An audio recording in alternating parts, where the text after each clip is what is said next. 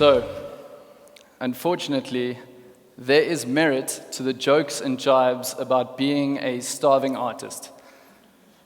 But what frustrates me is the same sentiment seems reserved for only artists. Have you ever heard about someone calling a person a starving human resources manager? Probably not, right? Or have you ever heard of someone referred to as a struggling but up-and-coming diesel mechanic? Probably not either. So why then is this criticism only reserved for the creatives? I think it's because making money out of your art, whether that be music, poetry, design, dance, or anything in between, is not easy. In fact, it is incredibly difficult. The trends and tides in fashion, taste, and culture are ever shifting, which means that the artist and their art is often tossed around on these waves of public sentiment. So you have this giant socio-cultural monster which batters the artist into an ultimatum. Do you A, stick to your guns, keep doing what you know, your skill, your style, your genre, until you make it? Or do you B, compromise a little? You see, you may go flavor of the week, rework and tweak your art until it fits into what is currently trending. But while that's an interesting conundrum, I don't think it's the most important question. Now for me, if you were to read through my resume, I would not be upset with you if you discredited me as an artist, because my background is not very artsy. My formal education gave me a bachelor's in sports physiology, and I have postgraduate degrees in management and business, specifically tailored to the sports industry. That's allowed me to work with the likes of Nike, Salomon, Decathlon in France, China, and back home here in South Africa. But for me, curiously, I believe it's these experiences that have really crafted me into the artist you see before you today. Now, since I've been a child, I've always loved creative writing and performance. But I fell in love with spoken word about 5 years ago.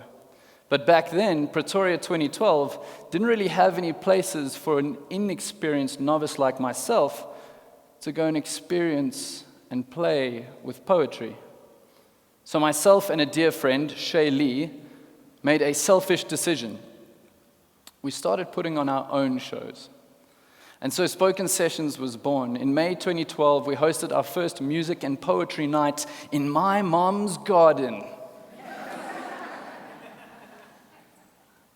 We had about 30 people there, and they were all family and friends who we had begged and bribed to join us. It was as awkward as it sounds, but it was also totally awesome. After that, we started popping up at coffee shops and restaurants all across the city. We started entertaining 20 and 30 and 50 and 80 people per show. And as our audience grew, our ambitions grew as well. Fast forward to present day, and Spoken Sessions is one of the biggest and most dynamic platforms in this city for performers and poets to be able to express their work and get paid to do that. Now, while we've grown and evolved and changed a lot, we had to fight to stay true to our mission, which is to create platforms and places for poets and performers.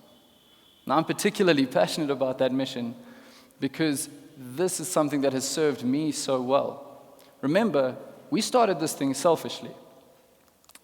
Spoken Sessions, for me, has been the platform that has launched me into my own career as a spoken word artist. Since then, I have shared the stage with world-class performers like Propaganda, Ezekiel Ezonwu, Harry Baker, and Puno Selesho, to name a few. I've performed all across South Africa and as far as France, China, and Germany. I'm currently published in 2 anthologies in this country, and I'm also the most viewed South African spoken word artist on YouTube. So there's some facts. I am good. I try to do that more humbly, but I am. However, I am definitely not the best spoken word artist in this country, or even in this city, or even in this room. But my advantage is that I know the business side of the game, and that's what set me apart as an artist. Because practically, if the modern day artist wants to make money out of their art, they have to understand that they are primarily an entrepreneur and that their art is a product to be marketed and sold. So to take two examples from South African music industry to illustrate this, first, the bittersweet story of Sugar Man. Sixto Diaz Rodriguez is an American singer-songwriter who hails from Michigan, Illinois. Now, while early on in his career he did not enjoy much success in his own country, somehow his music managed to sneak its way to our shores. And during apartheid time South Africa, Rodriguez's music spread like wildfire, so successful that his sales outsold even those of Elvis Presley. But what's funny is, he had no idea, because somebody else was selling his music. In the 1990s, a couple of good South Africans went over to search for Sugar Man. As you may know, that's become an award-winning documentary. Spoiler alert, they found him and told him about how successful he was, which revitalized his music career even in his old age. Then consider two South Africans, Watkin Jones and Yolandi Visser. In the 1990s and early 2000s, they shared in many music projects together, the most famous of which at that time was a project called Max Normal TV. They were, at Max, normal.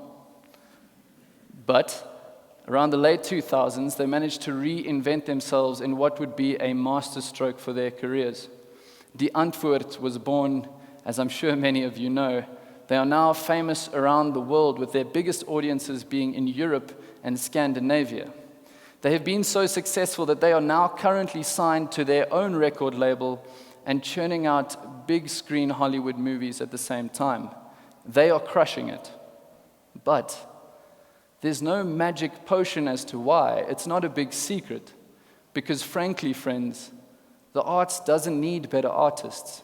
It needs better entrepreneurs. And if you find that to be a cringeworthy statement, then you need to put your ego aside and allow that to be a watershed moment for the artist. Because as an artist, the most important question you have to ask yourself is about your art. Is it just a hobby that you enjoy in your downtime but are not too invested in?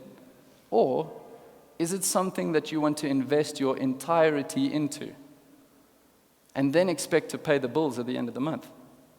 Because if it's the latter, then what you really need to do is start investing in your business. You need to define your target market, develop your product offering, scale your pricing policies, come together with a marketing plan, and then track your sales. But these are not simple things, so find people to help you. Speak to successful businessmen and women. Read more articles. Listen to more podcasts. Watch more TED Talks, and then find collaborators and like-minded people who you can do your own shows with. Put on your own exhibitions and your own events. Adopt what works well, get rid of the nonsense, go back to the drawing board, and keep learning. Because right now, you have greater access to resources, connections, and tools than ever before, which also means you have less excuses. So then to you, dear artist, dear entrepreneur, what is your next step?